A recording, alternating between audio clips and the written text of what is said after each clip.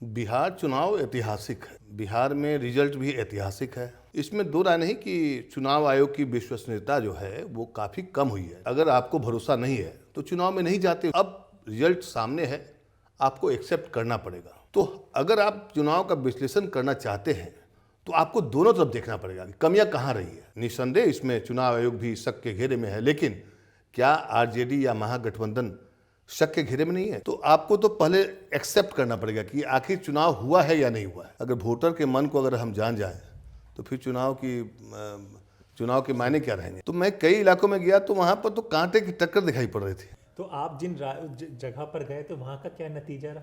इसका मतलब खेल हो गया या क्या हो गया, मैं बतौर पत्रकार नहीं बोल सकता इस बात को लेकर। मैं मानता हूँ लोकतंत्र में जो जीता है वो जीता है, जो जीता वो सिकंदर। और ये पहली बार देख रहा हूँ मैं कि आचार संहिता का खुलेआम उल्लंघन। लेकिन सिर्फ 10,000 के कारण से बिहार के मतदाता अपना वोट दे देंगे और इतनी भारी मतों से जिता देंगे, ये मुझे समझ में नहीं आता है।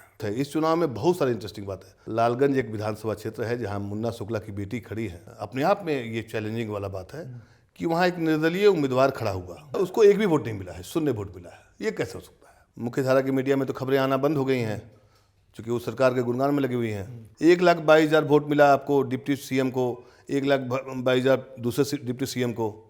ये एक संजोग है या प्रयोग है, इसको आप जिस रूप में देखना चाहें देख सकते हैं। जब चुनाव के दरमियान पीके ने बीजेपी के बड़े नेताओं, जो सम्राट चौधरी हैं, तमाम नेताओं के बारे में पोल खोलना शुरू किया, उसके बाद ये स्कीम 10,000 वाला आया है। इतने अधिक मात्रा में वोट आ जाना, सरकारों का मजबूत हो जाना, कभी कभी डर सा लगता है। एक और चौंकाने वाली बात मुझे जो दिखाई पड़ी अभी, बिहार चुनाव का इतना रिजल्ट आया एनडीए के पक्ष में, लेकिन उतनी बड़ी खुशी नहीं मनाई गई। बीजेपी के समर्थक भी जानते हैं कि हाँ जीत गए, अब कैसे जीते उनको भी नहीं पता चला। अब चुनाव आयोग को एक चपरासी पर कार्रवाई करने की हिम्मत नहीं है। बीजेपी का फ्रंटल सेना मीडिया है और जो देश का दुश्मन है, एड्रेस कौन करेगा? चुनाव आयोग। चुनाव आयोग कहाँ है? ज्ञानेश जी हैं। ज्ञानेश जी कहाँ हैं? ये देश की राजनीति को प्रभावित करेगा। समय रहते विपक्ष को चेतने की जरूरत है। अभी तक लोकतंत्र में क्या होता था कि जनता के हाथ में ताकत होती थी, और ये चुनाव बताता है कि नहीं, पॉलिटिकल पार्टीज में पावर आ गया है। नमस्कार, मेरा नाम हैदर अब्बास नकवी है और आप लोग मुझको इस वक्त दास स्वतंत्र पर देख रहे हैं। जी हाँ, बिहार इलेक्शन 2025 की लगातार दास स्वतंत्र पर कवरेज जारी है। हमने आपको चुनाव से पहले भी बताया, हमने आपको वोटिंग के दिन की बात की और हमने एग्जिट पोल पर भी बात की, और अब नतीजे आ गए हैं। आप लोगों ने हमसे कहा कि भाई आप लोग ज्ञानेश श्रीवास्तव को लाएं, क्योंकि उनको भी आप बराबर टीवी, नेशनल चैनल्स और यूट्यूब पर देख रहे थे। तो वो इन नतीजों को कैसे देख रहे हैं, इसी को आज हम समझेंगे। जैसा आपने कहा, तो आप देख सकते हैं कि हमारे साथ वरिष्ठ सहयोगी सीनियर जर्नलिस्ट ज्ञानेश श्रीवास्तव जी हमारे साथ हैं। सर, बहुत बहुत शुक्रिया, आपने द स्वतंत्र के लिए वक्त निकाला।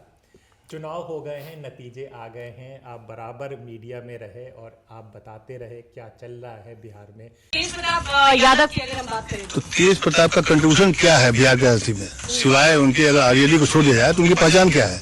इसलिए वो चर्चा में नहीं है और नहीं होना भी चाहिए। वो तो एंटरटेनर है एक तरह से बिहार पॉलिटिक्स में, बल्कि नीतीश कुमार के लिए भी खतरा बड़ा है, क्योंकि बीजेपी अपने दम पर लगभग अपने सहयोगियों के साथ में सरकार बना सकती है, उनका अपना मुख्यमंत्री चेहरा हो सकता है। तो खतरा सिर्फ ऐसा नहीं कि सिर्फ आरजेडी और विपक्ष के साथ हुआ है, बिहार की राजनीति बदल रही है और ये चुनाव अचरज वाला है, मतलब कि रिजल्ट सबको चौंकाया है। क्या होगा, कैसे होगा और क्यों हो रहा है, इन सब पर आपने चर्चा की। अब नतीजे आ गए हैं और एनडीए जीत गई है। नीतीश कुमार भी अच्छी परफॉर्मेंस की, बीजेपी ने बहुत अच्छी परफॉर्मेंस की। अगर सर कोई लोग इस नतीजों को समझे, देखे, तो आपकी नज़र में किस तरह से ये चुनाव को देखा जाएगा? बिहार चुनाव ऐतिहासिक है। बिहार में रिजल्ट भी ऐतिहासिक है। इसके कई मायने हैं। ये डिपेंड करता है कि आप इसको किस रूप में देखना चाहते हैं।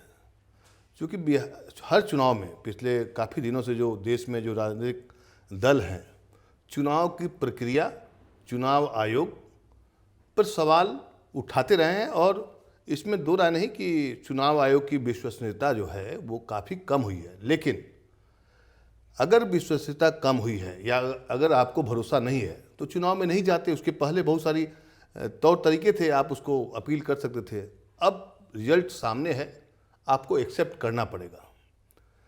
या तो आपको अपनी कमियों को देखना पड़ेगा या चुनाव आयोग की कमियों को देखना पड़ेगा, जिस पर आप आरोप लगा रहे हैं। जो बातें अब निकल रही हैं लगभग इस तरह से कि वोटिंग परसेंटेज क्यों बढ़ा, और ऐन चुनाव के समय में जो 10,000 रुपये का जो खेल है, हमें लगता है कि 10,000 के सिर्फ एक वादे को या एक मुद्दे को अगर आप चुनाव की पूरी प्रक्रिया को समेटना चाहते हैं तो वो गलत होगा, निहायत ही गलत होगा। रिजल्ट सामने में है और रिजल्ट एनडीए के पक्ष में है।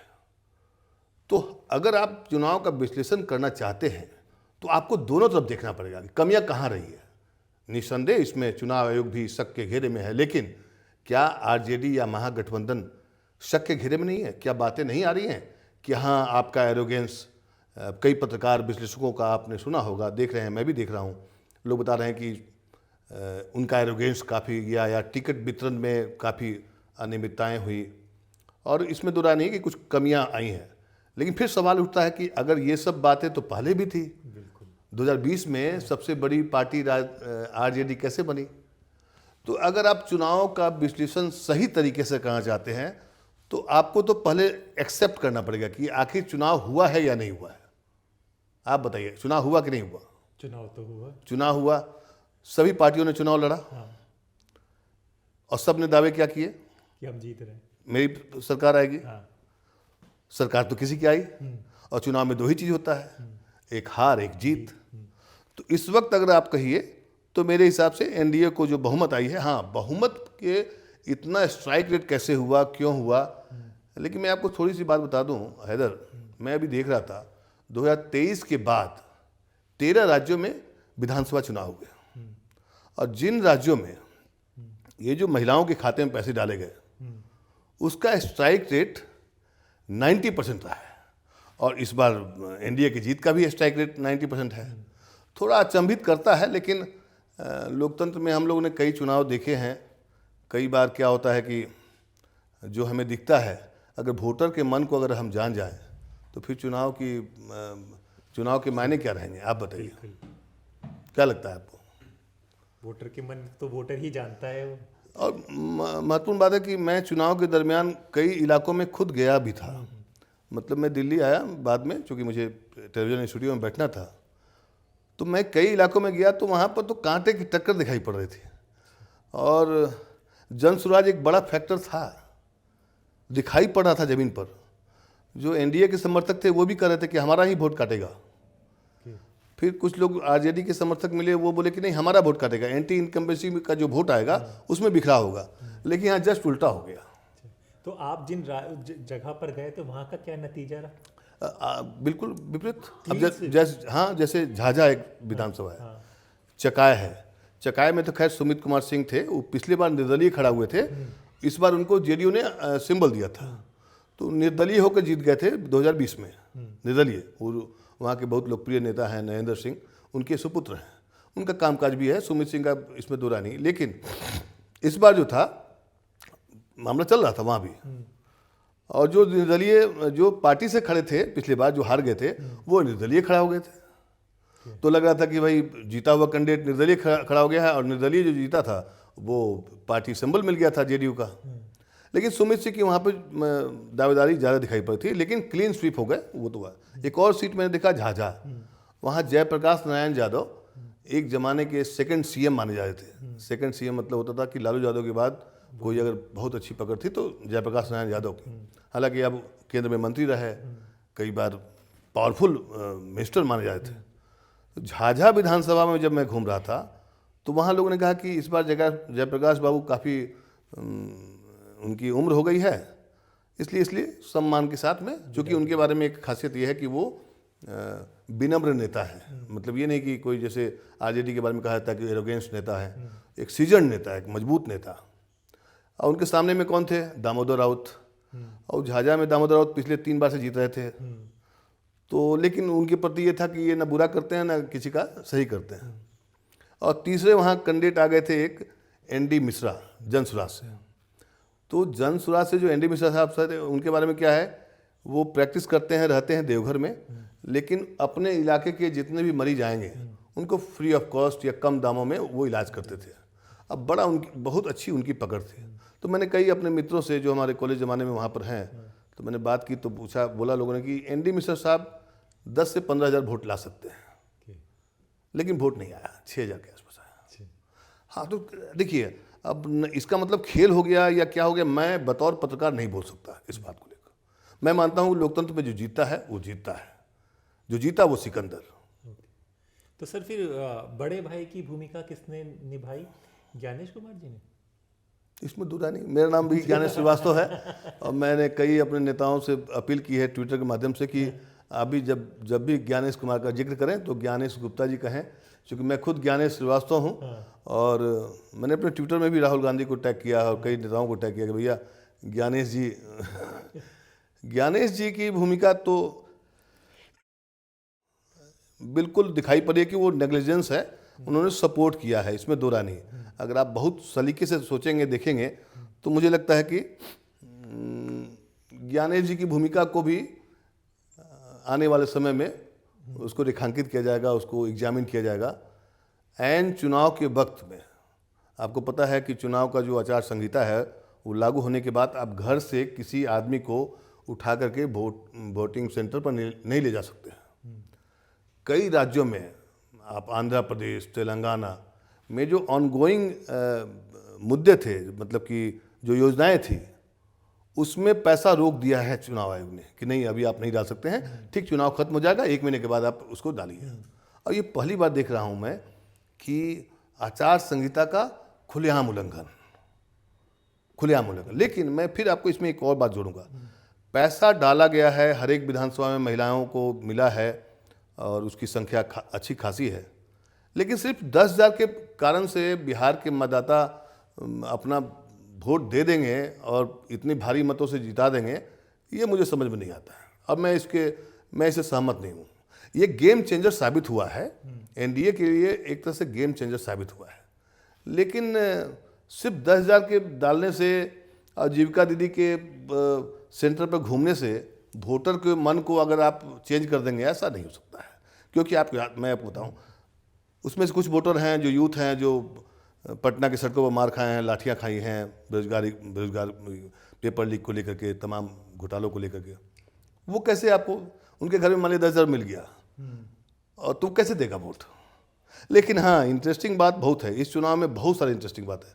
जैसे अभी मैं देख रहा था सोशल मीडिया में ही, लालगंज एक विधानसभा क्षेत्र है जहाँ मुन्ना शुक्ला की बेटी खड़ी है, उन्होंने बहुत ही, उनका वीडियो देखिएगा, वो बता रही है, अगर वो बात सच है तो बहुत ही अपने आप में ये चैलेंजिंग वाला बात है कि वहाँ एक निर्दलीय उम्मीदवार खड़ा हुआ, वो खुद हार चुकी है, आरजेडी से खड़ा हुई थी, तो निर्दलीय जो उम्मीदवार खड़ा है उसको एक भी वोट नहीं मिला है, 0 वोट मिला है। ये कैसे हो सकता है? अगर आप चुनाव लड़ेंगे, मैं चुनाव लड़ूंगा, तो मेरा वोट तो जाएगा कम से कम।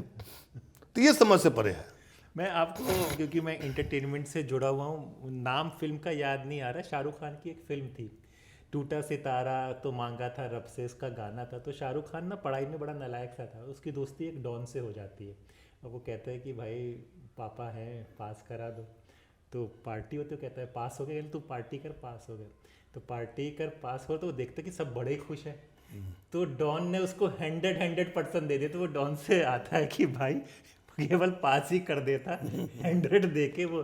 तो ये जो इतने नंबर आए हैं, तो ये कहीं पे कुछ तो बताते नहीं, ये गलत है। आप सोचिए जी, एक छोटी सी बात है, एक आदमी चुनाव खड़ा होता है और उसको एक भी वोट नहीं आता है, 0 आता है, ये कैसे हो सकता है? पहली बात। दूसरी बात, आप सोशल मीडिया पर देखेंगे, मुख्य धारा की मीडिया में तो खबरें आना बंद हो गई हैं, क्योंकि वो सरकार के गुणगान में लगी हुई हैं। तो जो सोशल मीडिया से जो खबरें मिल रही हैं उसके आधार पर मैं बता रहा हूँ कि 1,22,000 वोट मिला आपको डिप्टी सीएम को, 1,22,000 दूसरे डिप्टी सीएम को। ये एक संजोग है या प्रयोग है, इसको आप जिस रूप में देखना चाहें देख सकते हैं। मैंने आपको शुरू में कहा था कि चुनाव का रिजल्ट तो एनडीए के पक्ष में है। अब नज़रिया कैसा हो, चुनाव ऐतिहासिक रहा है। ऐसा स्वतंत्र भारत के इतिहास में मुझे नहीं लगता है कि एक एंटी इनकम्बेंसी वाले राज्य में, जहाँ 20 साल से सरकार है, अभी जो बातें बताई जा रही हैं आरजेडी के बारे में या तेजस्वी यादव के बारे में कि वो एरोगेंट है। चलिए बात आपकी बात मान भी लेते हैं, कई पत्रकारों का विश्लेषण मैं देख रहा था, लेकिन 2020 में क्या वो एरोगेंट नहीं थे क्या? जाहिर सी बात है। तो और बिहार में लालू जी की एक पकड़ रही है, उनका एक मास वोटर रहा है।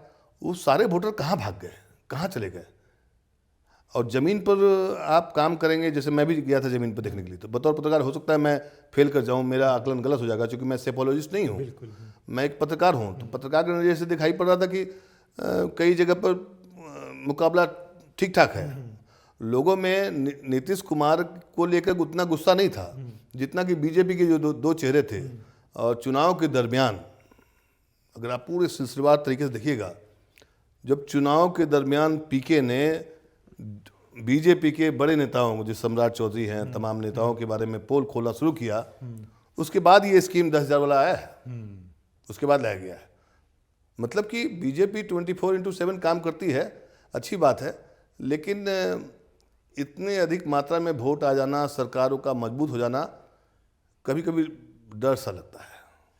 सर, इस पूरे चुनाव में आप नीतीश कुमार को किस तरह से देखते हैं? क्योंकि अगर आप चुनाव की रैलियां सब कुछ देंगे तो उन्होंने अपने आप को ऐसा रखा कि आरजेडी का मेन कंपटीशन मेन उनके साथ था, लेकिन डायरेक्ट उन पर कोई भी अटैक नहीं हुआ, उनको बचाते हुए सब लोग लेके चले गए। तो ये बहुत बड़ा इनको किस तरह से आपने देख रहे? देखिए, बिहार के पॉलिटिक्स में और देश के राजनेताओं की श्रेणी में नीतीश कुमार का स्थान तो पहले से ठीक ठाक रहा है, एक अच्छे राजनीतिक के रूप में माने जाते हैं। और लालू यादव बोलते हैं उनके पेट में दांत होते हैं, मतलब श्रूड पॉलिटिशियन, वो जानते हैं, वो भांप लेते हैं। लेकिन सिर्फ नीतीश कुमार के बदौलत इतनी बड़ी मात्रा में वोट आना ये समझ से परे है। नीतीश कुमार पर कोई दाग नहीं है, मतलब दाग तो कई से आते हैं, घोटाले होते हैं, अगर आप मानेंगे नहीं तो दाग नहीं होगा। नीतीश कुमार एक अच्छे सर्वमान्य नेता है बिहार के, और उनका कोई विकल्प नहीं है। बीजेपी हर बार उन्हीं के कंधे पर सवार होती है। तो आपने बिल्कुल सही कहा, इवन पीके ने भी नीतीश कुमार की प्रशंसा की चुनाव के दरमियान। लेकिन सिर्फ प्रशंसा करने से लोग ये भी जानते हैं कि नीतीश कुमार के आसपास जो लोग हैं, जैसे एक विजय चौधरी थे, डिप्टी सीएम ये थे सम्राट चौधरी, उनका कैरेक्टर अगर आप दिखा देते हैं तो असर तो पड़ेगा। हाँ, ये जरूर बात है, नीतीश कुमार को लेकर आप किसी भी इलाके में पहुंच जाइए, किसी भी आरजेडी के समर्थक से पूछिए, कांग्रेस के समर्थक से पूछिए, वो आपको गाली देता हुआ दिखाई नहीं पड़ेगा, मतलब क्रोध नहीं आएगा। अब क्रोध नहीं आएगा तो वो अच्छी बात है। नेता के बारे में अगर आप गाली नहीं देते हैं या नफरत नहीं करते हैं विरोधी दल द्वारा, आजकल की जो भाषाएं हो गई हैं, भाषा का जो मर्यादा है वो तो बिल्कुल सीधे गाली से शुरू होता है। और कई बार भाषाई मर्यादा तो अब टूटता हुआ क्या, मतलब भाषा मर्यादा तो टूट ही चुका है। लेकिन नीतीश कुमार के बारे में आप नहीं कर सकते। नीतीश कुमार को बचा के चलता है, लेकिन सिर्फ नीतीश कुमार खेल कर देंगे ऐसा मुझे नहीं लगता है, क्योंकि हम लोग भी चुनाव देखे हैं, कवर किए हैं, नज़दीक से देखे हैं। ऐसा नहीं है कि बिल्कुल कुछ नहीं जानते हैं, लेकिन ऐसा इस रिजल्ट से ऐसा लगता है कि कुछ नहीं जानते हम लोग। इस रिजल्ट से ऐसा लगता है कि कुछ नहीं जानते हैं। मतलब अब इतने अनुभव के बाद ये आज आप कह रहे हैं 2025 से? हाँ, मुझे लगता है कि हम नहीं जानते हैं, कुछ भी जानते हैं। और महत्वपूर्ण बात बताऊं, एग्जिट पोल, किसी एग्जिट पोल ने, मैं 19 एग्जिट पोल का देख रहा था, एक छोटा सा कोई पोल डायरी था, उसका आकलन सही था। मैं टेलीविजन चैनल में बैठकर बोल रहा था कि आपका एग्जिट पोल से भी ज़्यादा आया है, आपने भी नहीं दिया सीट, कैसे आ गया? तो बिहार का चुनाव, लेकिन ये भारतीय राजनीति की दशा और दिशा को तय करने वाला है अगर समय रहते। मुझे कपिल सिब्बल साहब की एक बात अच्छी लगती है, उन्होंने कहा अभी रिजल्ट के बाद कि ये वक्त लड़ने का नहीं है, ये वक्त है सबको एक साथ बैठ करके मुद्दे को चूज करना है कि क्या है मुद्दा, मसला क्या है। अगर आप सब लोग नहीं बैठेंगे तो जो छत्रप हैं धीरे धीरे करके वो निकलते चले जाएंगे। और उसके दो पहलू हैं इस रिजल्ट के कि या तो एनडीए बहुत अच्छा है, लेकिन ऐसा कुछ दिखाई नहीं पड़ा। बिहार जाइए, मैं बिहार का निवासी हूँ, मैं बिहार जाता हूँ। ऐसा नीतीश का अच्छा काम हुआ था 2005 से 2010 तक, सड़कें बनी, अपराध मुक्त हुआ, उसका प्रभाव अभी भी है, मेट्रो आ गया, सब कुछ आ गया। लेकिन इधर पिछले 2020 से 2025 के बीच में कोई बहुत बड़ा गेम चेंज कर दिया, कोई बड़ी योजना का घोषणा कर दिया, ऐसा मुझे दिखाई नहीं पड़ता है। सर एक चीज़ और भी बताइए, आप इतने सालों से चुनाव कवर किया, अचानक से एक चर्चा होने लगी कि बीजेपी बहुत बढ़िया चुनाव लड़ती है, सारे एमपी आ जाते हैं, सारे लोग आ जाते हैं, सड़कों पे जाते हैं, होटलों पे बात करते हैं, ये कुछ नया है क्या सर? नहीं, ये गलत है, मेरे नज़रिए से गलत है। क्योंकि अगर आप बिहार चुनाव लड़ रहे हैं और बिहार के मुद्दे पर नहीं लड़ रहे हैं और बाहर के लोग अगर अगर अगर आपको इन्फ्लुएंस करते हैं तो लोकतंत्र के लिए खतरा है। आप दूसरे दो पहलू हैं, आप बोलिए कि नहीं भाई वो तो पार्टी है, कहीं से भी आ सकती है, ठीक है आ सकती है, लेकिन पहले के चुनाव में क्यों नहीं आते थे?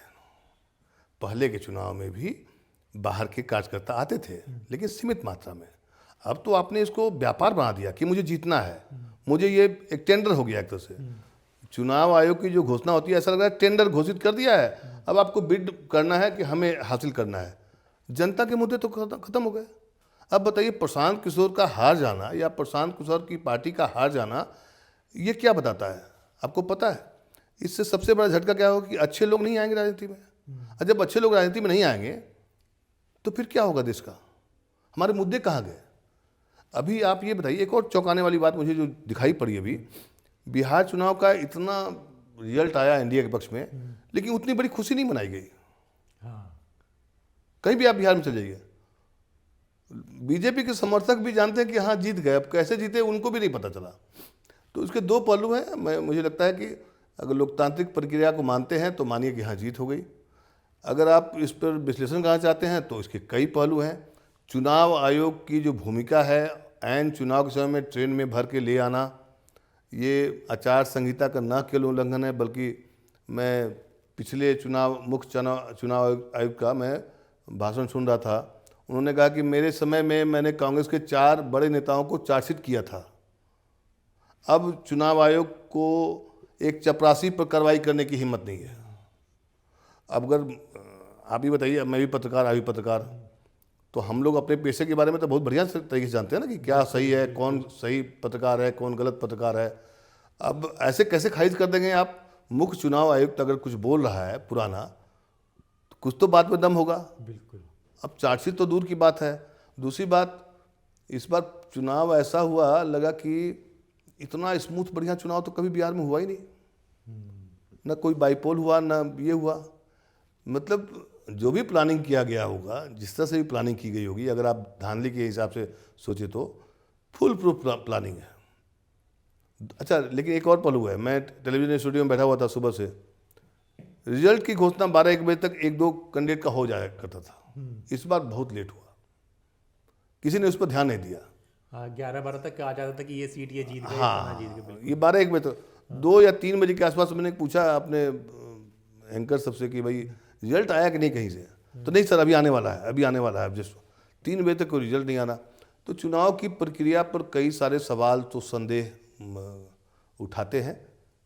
उठाया जाना भी चाहिए, क्योंकि लोकतंत्र के लिए जरूरी है। देखिए, किसी चीज़ को सिर्फ ये कह देने से कि आप जीत गए इसलिए आपकी बल्ले बल्ले, ऐसे में तो फिर कोई चुनाव जीत ही नहीं सकता है। दूसरी बात, लेवल प्ले फील्ड दिया जाता है सभी पॉलिटिकल पार्टी को। लेवल प्ले फील्ड मतलब होता है कि आपको भी उतना ही अधिकार है, मेरा भी उतना ही अधिकार है। इस बार लेवल प्ले फील्ड नहीं दिया गया। अब जैसे मान लिया 10,000 आपने डाल दिया, विपक्षी पार्टी कहाँ से डालेगा बताइए? बिल्कुल। कहाँ से डालेगा पैसा?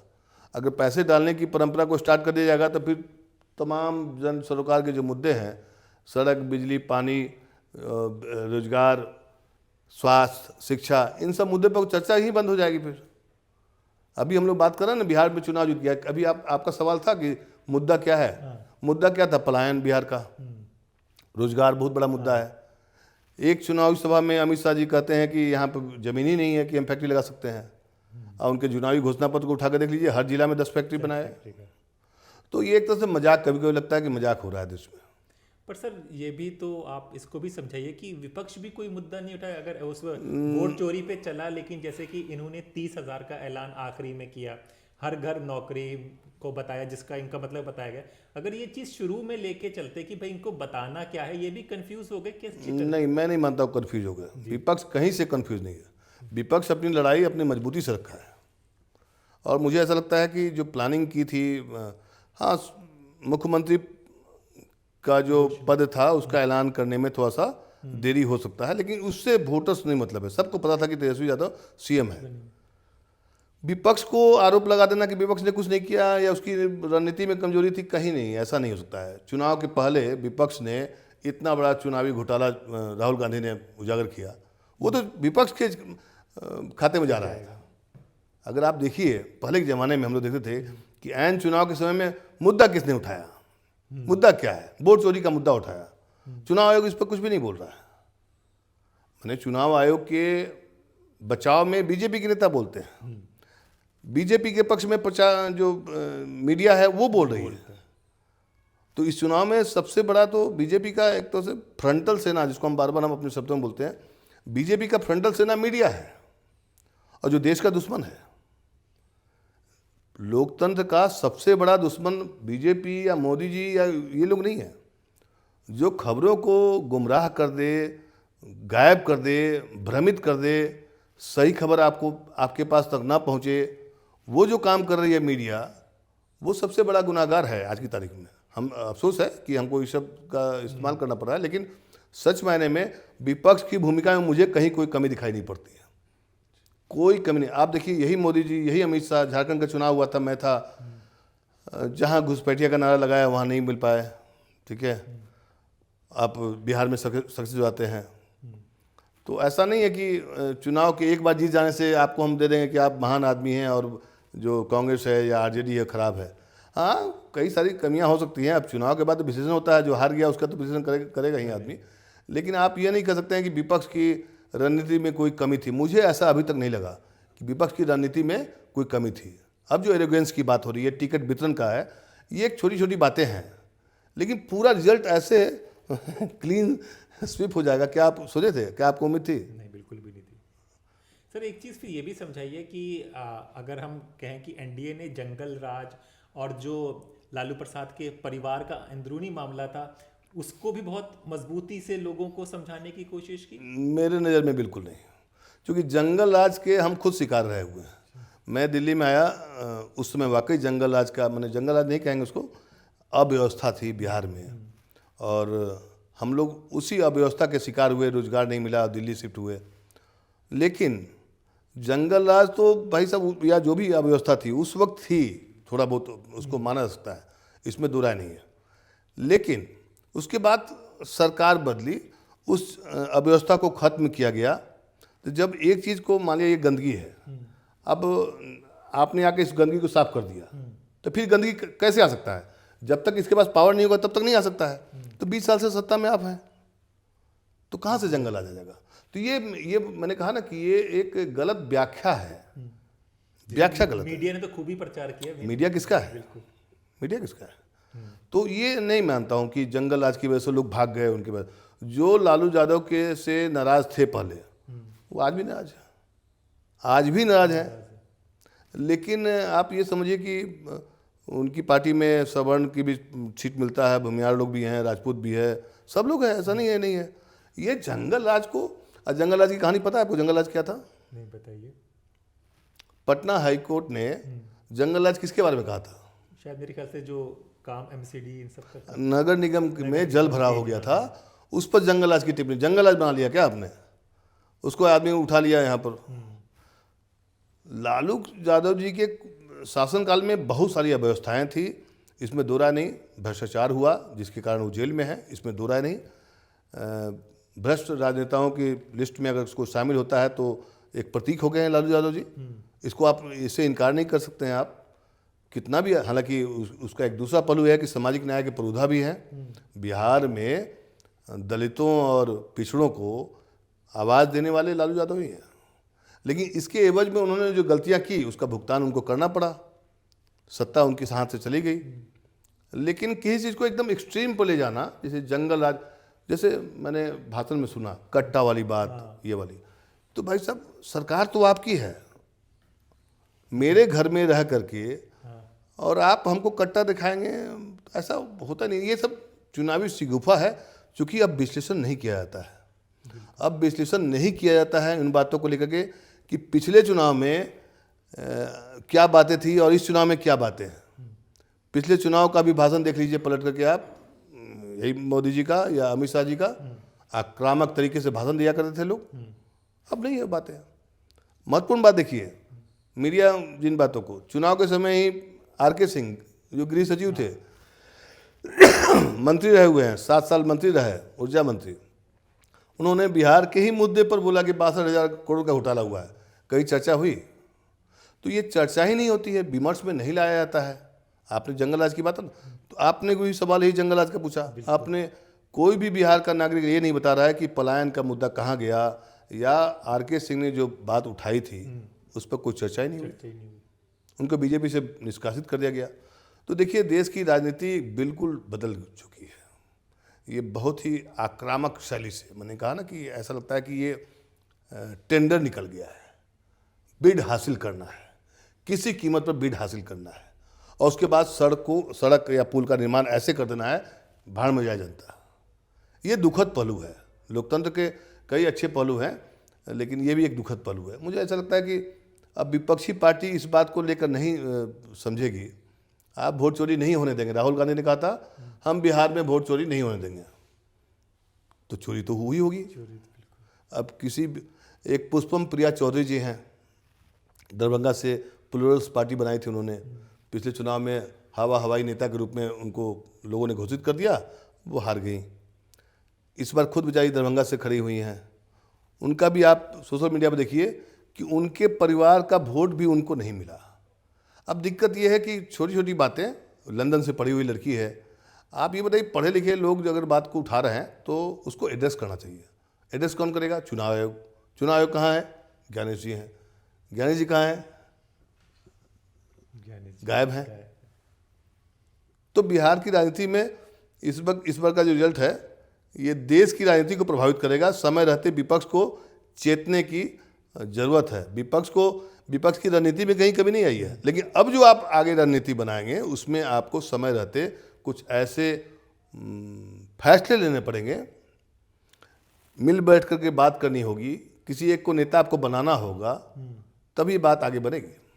सर, एक वर्ग बहिष्कार की भी बात कर रहा है कि भाई इस तरह का अगर हो रहा है तो राजनीतिक पार्टियों को इस पर भी फैसला लेना चाहिए। इस पर आपका क्या मत है? नहीं, इसका ये पॉलिटिकल स्टंट ये सही नहीं है लोकतंत्र के लिए। हालांकि देखिए, बीपी सिंह ने एक बार जब बोफोर्स का मुद्दा आया था तो संसद से कई विपक्षी सांसदों का उन्होंने इस्तीफा दिलवा करके वो नेता बन गए। तब वो माहौल अलग था। या तो आपको चुनाव की प्रक्रिया में, अब दिक्कत ये है ना कि अब जो मालिक है, जिसके पास उपाय है, वही मुंह मोड़े हुए है, विपक्ष की बात सुनता नहीं है। चुनाव आयोग के जो क्रियाकलाप है उस पर ध्यान देने की जरूरत है विपक्ष को। उसको कैसे साफ किया जाए, या जो भी दुविधा होती है या संदेह की बातें आती हैं, उसको चुनाव का बहिष्कार करना मुझे लगता है कि लोकतंत्र के लिए अच्छी बात नहीं है। ये तो सरकार चाहती है कि तुम मत रहो। जब उस संवैधानिक चीज़ों को नहीं मानती है तो आपको क्यों मानेगी? सर, ये चलते चलते ये भी बता दीजिए, 25 से 30 में हम लोग देखेंगे कि बिहार में पलायन रुक जाएगा, रोजगार होगा, फैक्ट्रियां लग जाएंगी, और जो बिहार के पत्रकार हैं वो बिहार में रह के पत्रकारिता करेंगे, दिल्ली नहीं आना होगा। ये सब नहीं, मुझे ऐसा नहीं लगता है कि ऐसी कोई योजना होगी। अगर योजना होती, नीतीश जी ने जितना काम करना था वो कर दिए, सुशासन लाना था सुशासन ले आए, वो सड़कों का जाल बिछाया, ढेर सारे काम किए, महिलाओं को बहुत काफ़ी ज़्यादा उन्होंने इनरिच किया है। आपको पता है बिहार पहला ऐसा राज्य है जहाँ पर महिलाओं को 50% आरक्षण मिलता है पंचायती राज में, वो पहला राज्य है। तो इन सब का क्रेडिट जाता है। लेकिन बिहार में अमित शाह जी ने खुद कहा है कि ज़मीनें नहीं तो फैक्ट्री कहाँ से लगेगी, तो आना तो पड़ेगा। पलायन का मुद्दा और जो रोजगार का मुद्दा है, वो पीके का मॉडल मुझे अच्छा लगा। उसकी जो योजना थी वो विभिन्न बाहर के देशों का जो उसने अध्ययन करके बताया था, पीके की बात मुझे अच्छी लगी थी। पलायन और रोजगार पर उसका मॉडल ही चल सकता है, तो उसके लिए त्याग करना पड़ेगा। और मुझे नहीं लगता है कि जो पॉलिटिकल पार्टियां हैं, जो सिस्टम में भी हैं इस वक्त, वो इसमें कोई प्रयोग करना चाहेंगी। भाई ऐसे ही बिना फैक्ट्री लगाए हुए जगह अगर आपको जीत मिल रही है तो क्या जरूरत है फैक्ट्री लगाने की? आप छोटी सी बात बताइए। फिर हम 10 का 15 कर देंगे, लास्ट 20 कर देंगे, 20 कर देंगे। तो मैंने चुनाव में एक बार बोला था कहीं पर, अगर आपको जीतना है, विपक्ष के पास क्या है ना, अब ऐसा लगता है कि विपक्ष चुनाव जीत ही नहीं सकता है। 10,000 किया है, अगले बार 20,000 कर देगा, 30,000 कर देगा। विपक्ष को आप डाल नहीं सकते हैं पैसा, और चूँकि विपक्ष के जो पार्टियां हैं उनके पास जो चुनावी चंदा आता है वो बहुत कम आता है। अब बीजेपी के पास 3,500 4,000 करोड़ रुपया है, कांग्रेस के पास 950 करोड़ है, कितना डाल पाएगा? तो ये खतरनाक संकेत है लोकतंत्र के लिए। इसको एड्रेस करना बहुत जरूरी है। एड्रेस कौन करेगा? हम तो बात कर सकते हैं, चुनाव के में जो पार्टिसिपेट करते हैं, जो मुख्य विपक्षी पार्टी है, कांग्रेस है, रीजनल पार्टियों को मिल बैठ करके तय करना होगा। नहीं तो आने वाला समय जो है, देखिए पॉलिटिकल पार्टी सरकार बनाती जाएगी, अपना लोकतंत्र का तमका रहेगा। बाकी दुनिया में भी यही चल रहा है, चाइना में वही है, रशिया में वही है। हर पॉलिटिकल पार्टी में दौर ही अलग है। ये कभी कभी अच्छा लगता है, कभी बहुत खराब लगता है। बिल्कुल सर, मैं आनंद विहार गया था जब ये छठ पे ना लोग जा रहे थे बिहार, तो मैंने काफ़ी लोगों से बात की और सब ने ना यही कहा कि पीके का, क्योंकि वो जो हम लोग यहाँ पे नौकरी करने आए हैं, जानते हैं मेरे भाई को कितना मिलता है? 15,000 रुपये, 12,000 रुपये। उसके लिए हम लोग इतनी दूर से यहाँ पर आए, एक कमरे में रहते हैं, एक बाथरूम यूज़ करते हैं, कभी होता है गालियाँ सुनते हैं कि बिहारी आ गए, ये आ गए, ये सब करते, कहीं लगे उसके साथ थे। लेकिन सभी कुछ बहुत ही अंडर करंट लग रहा था, लेकिन कुछ हो नहीं पाया। तो वही संदेह क्या है? मैंने आपको कहा कि एनडीए जीत चुका है, लेकिन आप इसको जीत नहीं कर सकते हैं। बिल्कुल। या तो भारी जीत कहेंगे या धांधली जीत कहेंगे। नहीं, धांधली से हुई जीत कर सकते हैं। मैं आपको एक और बात बता दूं कि बिहार के लोग इस बार बदलाव के मूड में थे, और जब भी वोट का परसेंटेज बढ़ता है तो सरकारें बदलती हैं। ये पहली बार ऐसा हुआ है, या इसके पहले भी एक दो बार हुआ है, लेकिन ये पहली बार ऐसा हुआ है। जो आपने कहा ना आनंद विहार में सब लोग पीके के चाह रहे थे, मुझे भी पीके की बात अच्छी लग रही थी। पीके की कुछ बातें मुझे भी अच्छी लगी, क्योंकि मैं भी बिहार से बिलोंग करता हूँ, मेरा जन्म बिहार में हुआ है। तो हम भी चाहते हैं कि बिहार की जो तकदीर है, जो तस्वीर है, बदलनी चाहिए। लेकिन आप ये बताइए, जब इतनी भारी मतों से अगर आप एनडीए को जिता दिए, तो वो क्यों आपके लिए कुछ काम करेगा? जब 10,000 रुपये में या उन्हीं योजनाओं के लिए अगर आपने उनको चुना है तो उसी पर काम करेगा।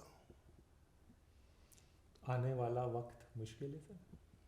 आने वाला मुश्किल नहीं है, बहुत ही मुश्किल है, खतरनाक भी है। और ईश्वर से प्रार्थना करते हैं कि जो दिखाई पड़ रहा है वो हो ना। क्योंकि लोकतंत्र में जब पॉलिटिकल पार्टीज के पास पावर आ जाएगी, अभी तक लोकतंत्र में क्या होता था कि जनता के हाथ में ताकत होती थी, और ये चुनाव बताता है कि नहीं, पॉलिटिकल पार्टीज में पावर आ गया है। जनता मालिक होता हुआ दिखाई नहीं पड़ी है इस बार चुनाव में। इसके पहले जितने भी चुनाव होते हैं, लगता है कि हाँ जनता ने बदल दिया, मूड बदल दिया। सत्ता के खिलाफ जब वोट पड़ता है तो हर आदमी को खुशी होती है। हालांकि मैं बहुत उम्मीद वाला व्यक्ति हूँ, मुझे लगता है कि ये सब जो चीज़ें हो रही हैं वो सब एक्सपोज हो जाएंगी, सब खत्म होगा।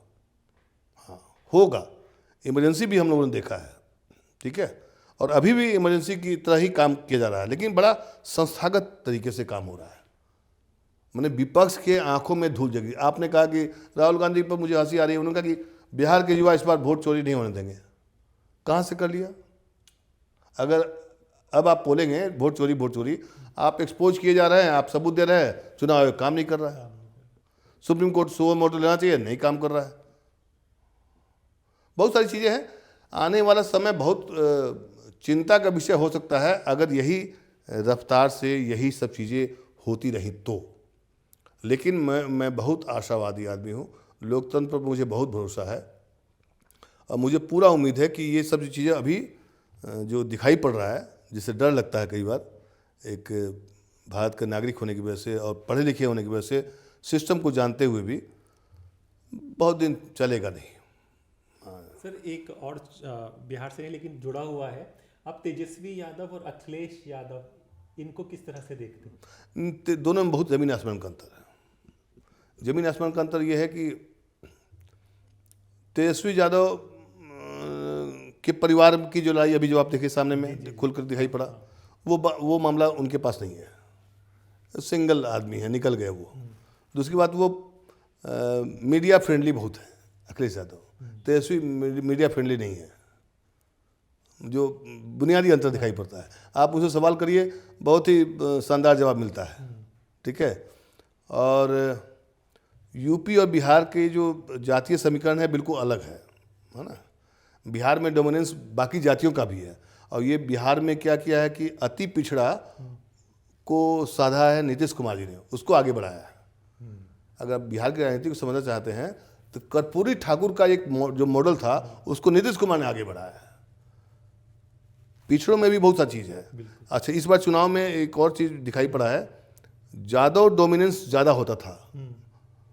पहले सवर्ण लोग, ऐसा कहा जाता है, सवर्ण लोग पिछड़ी जाति पर अत्याचार करते थे। बीच का दौर आया कि नहीं, अब सवर्ण खत्म हो गए, अब जो पिछड़ी जातियों में है वो अति पिछड़ी जाति पर दबाव डालती है। तो वो समीकरण वहाँ पर ज़्यादा है बिहार में, यूपी में नहीं है। तो अखिलेश यादव में एक खासियत ये है कि अखिलेश यादव मीडिया फ्रेंडली हैं, उनकी टीम अलग है, वो स्वतंत्र रूप से काम कर रहे हैं काफ़ी दिनों से। और उनके साथ भी दिक्कत हुई थी, उनका भी पारिवारिक मामला था, चाचा शिवपाल चाचा वाला मामला था, लेकिन बहुत जल्दी उन्होंने उसको क्लियर कर दिया और चीज़ें निकल गई। तेजस्वी अभी मीडिया फ्रेंडली नहीं है। मीडिया फ्रेंडली होना एक बहुत जरूरी होता है। मीडिया फ्रेंडली मतलब कि आप जनता के सामने आप उपलब्ध नहीं रहेंगे तो वो दिक्कत होगी, वो कमी है, तेजस्वी में एक कमी है। लेकिन लड़का बहुत शानदार है।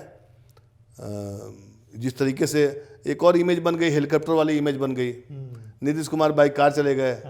तो कई बार क्या होता है कि हालांकि इसी दौड़ने की वजह से पिछले बार उनको अच्छी सीटें मिली थी कि बहुत मेहनत कर रहा है। वही ना कहे कि लोकतंत्र को समझना, अगर हम समझ लेंगे, आप समझ लेंगे, जनता के मूड को अगर हम हर पत्रकार समझने लगे, हर सेफोलॉजिस्ट समझने लगे, तो फिर लोकतंत्र की बेकारी है समझना उसको। बहुत बुनियादी अंतर है अखिलेश में और तेजस्वी में। अखिलेश पढ़े लिखे हैं, तेजस्वी पढ़े लिखे नहीं हैं। तो पढ़ने लिखने का प्रभाव तो पड़ेगा। पीके में क्या थी, वो पढ़ा लिखा व्यक्ति था, देश दुनिया घुमा हुआ है, एक मॉडल निकाला, उसने रखा, प्रोजेक्ट किया। तो मुझे बिहार के हित में तो उसका मॉडल अच्छा लगता है। अगर यही मॉडल को नीतीश कुमार या एनडीए ले ले और उसको प्रोजेक्ट करे तो अगले 100 साल तक रहेगा सरकार में। सर, ये चलते चलते ये जब एग्जिट पोल आए तो आपको पता एहसास हो रहा था कि यही रिजल्ट पे होगा, या कुछ वो था कि कोई भी अपोजिशन भी मानने को तैयार नहीं था? नहीं, मैं स्टूडियो में था, मैंने शुरू में भविष्यवाणी की थी कि नहीं, ये जो एग्जिट पोल है सब नतीजे इसके बेकार हो जाएंगे। क्योंकि झारखंड चुनाव में भी मैंने यही बात कही थी और मेरी बात सच निकली थी। तो मैं बहुत खुश था कि इस बार भी बोल दूंगा तो सच सही हुआ। लेकिन मैं फिर बोलता हूँ कि मैं पत्रकार हूँ, सेफोलॉजिस्ट नहीं हूँ, है ना। तो मैं एक अनुमान लगा सकता हूँ, लेकिन मैं दावा नहीं कर सकता हूँ। सेफोलॉजिस्ट लोग आंकड़े के हिसाब से वोट परसेंटिंग निकालते हैं, लोग तमाम चीज़ देखते हैं, लोग उसके आधार पर बोलते हैं, तो उनका थोड़ा बहुत आकलन सही होता है। लेकिन 2014 के बाद कोई भी ऐसा आंकड़ा नहीं दिखाई पड़ा है जिसमें एनडीए को हारता हुआ दिखाई पड़े। आप उठा कर देख लीजिएगा। तो मैं इस बार एग्जिट पोल पर नहीं था चूँकि मैं फील्ड में देख के आया था, मैं बांका भी गया था और भी इलाके में। तो लग रहा था कि हाँ, कई जगह निकलेगी, कई जगह डाउट था, ये था। और पक्ष तो माहौल बिल्कुल था महागठबंधन के पक्ष में। कई एरिया में तो महागठबंधन के पक्ष में तो पूरा दिखाई पड़ा था। लेकिन पता नहीं कैसे ये जो चमत्कार हुआ ना, ये चमत्कारिक फैसला है, ऐतिहासिक है। 90% स्ट्राइक रेट भाई साहब कभी नहीं हो सकता है, कभी नहीं हो सकता है लोकतंत्र में। और आप बताइए कि दुनिया जान गई है आपके बारे में कि आपने 20 साल में क्या काम किया है। सिर्फ नीतीश के भरोसे आप, नीतीश जी की सीटें 2010 के बाद घटी थी, 15 में घटी, 2020 में घटी, अचानक स्विंग कर गया। आखिर क्या दिखा पड़ा? तो एक फैक्टर दिखाई पड़ता है 10,000, दूसरा फैक्टर दिखाई पड़ता है ज्ञानेश जी। अब 10,000 ज़्यादा फैक्टर काम आया कि ज्ञानेश जी का फैक्टर काम आया, ये लेकिन है मामला गड़बड़ है। आप इसको कितने भी आप प्रशंसा कर लीजिए एनडीए की, लेकिन विशुद्ध रूप से ये मामला गड़बड़ लगता है। और मैंने कहा ना कि आप सोशल मीडिया के जाकर देखिए, आपको ढेर सारे क्या, कोई चुनाव खड़ा हो रहा है निर्दलीय, उसको वोट ही नहीं मिल रहा है। क्या अपना वोट भी एनडीए को दे दिया उसने? ये छोटी सी बात नहीं है, बहुत सीरियस मामला है। तो कौन एड्रेस करेगा इसको? इस चीज़ को एड्रेस कौन करेगा? इस चीज़ को एड्रेस करेगा चुनाव आयोग, और नहीं तो फिर बाकी लोग देखेंगे इसको। सर, शुक्रिया, आपने वक्त दिया। और कुछ ज़्यादा थे, कुछ हमारे ऑडियंस के लिए कहना चाहेंगे? नहीं, मैं आपके बारे में कहूँगा, आप अच्छा काम कर रहे हैं। और मैं चुनाव में आप लोग के वीडियोज़ को देखा है। स्वतंत्र जो है काफ़ी अच्छा काम कर रहा है और स्वतंत्र होकर काम कर रहा है, नाम भी बढ़िया है। लेकिन कितना दिन स्वतंत्र रहेगा ये भी मुझे देखना पड़ेगा, क्योंकि जो सोशल मीडिया का जो दौर चल रहा है उस पर भी जिस तरह से नियंत्रण होने लगा है, उसमें भी जो पाबंदियां लगने जा रही हैं, लग रही हैं, तो कितने दिन तक स्वतंत्र रहेगा? कितने दिन तक स्वतंत्र रहेगा ये एक देखने वाली बात होगी। क्योंकि मौजूदा दौर को अगर आप आकलन करें तो खतरनाक दौर है, ये बहुत मुश्किल दौर है। हम लोगों ने 30 साल पत्रकारिता की, 30 साल की पत्रकारिता में ये दिन देखने पड़ेंगे, ये मैंने कभी कल्पना नहीं की थी, कभी कल्पना नहीं की थी। एक दौर था, नेता लोग जो हम लोग लिखते थे खबर या बताते थे, नेता लोग आपके पास चल के आया करते थे, ज्ञानेश जी बताइए क्या हाल चाल है। आज का दौर क्या है, आपको पीछे दौड़ना पड़ता है। वो भी उनकी मालिकों से बातचीत है, उन्हीं से करेंगे, पत्रकार से तो पहले भी लोग मालिक से बात करते थे, लेकिन एक क्या कहें अब उसको, अब हम तो छोटे पत्रकार हैं, लेकिन मैंने अपने सीनियर्स को भी देखा है, जो अच्छे सीनियर हमारे रहे हैं, वो अब इन पचड़ों में नहीं पड़ते हैं। वो टीका टिप्पणी मैं भी नहीं लिखता हूँ जल्दी, लिखूंगा तो मुझे ट्रोल कर देगा, कोई बीजेपी का बोल देगा, कोई कांग्रेस का बोल दूंगा। जो सच है उसको सच बोलना ही पत्रकारिता होता है। तो एक बार मैंने अभी कांग्रेस के पक्ष में लिख दिया तो मुझे कहा किसी ने कि कांग्रेस के पत्रकार हो गए, फिर मैंने कांग्रेस की आलोचना कर दी तो बोला कि आप बीजेपी के पत्रकार हो गए। अभी मैंने पीके के कुछ मॉडल पर मुझे अच्छा लगा कि हाँ बोलना चाहिए, लिखना चाहिए, तो मुझे कहा कि आप पीके में ज्वाइन कर लिया। दिक्कत यह है कि सच तो शब्द ही खत्म होते जा रहा है, ये खतरनाक है। मतलब कि आप समझिए कि पत्रकार नहीं रहेगा तो खत्म हो जाएगा देश। बिल्कुल सर, ये भी हो सकता है कि लोगों को शायद ये भी भूलने लगे कि पत्रकार सबकी बात कर सकता है, क्योंकि सब पार्टी के पत्रकार ही देख रहे हैं। लोग नया युवा तो जब से हुआ बिल्कुल एक पूरी की पूरी पीढ़ी खत्म होती जा रही है। आपको मैं बताऊं जो खतरनाक संकेत है। अब ये बताइए, आप गोदी मीडिया कहिए चाहे सरकारी मीडिया कहिए या कोई मीडिया कहिए, पत्रकार हमेशा से निष्पक्ष रहा है। हम लोगों ने नौकरी की है, मुझे कोई मलाल नहीं है कि मुझे आज कोई नहीं जानता है।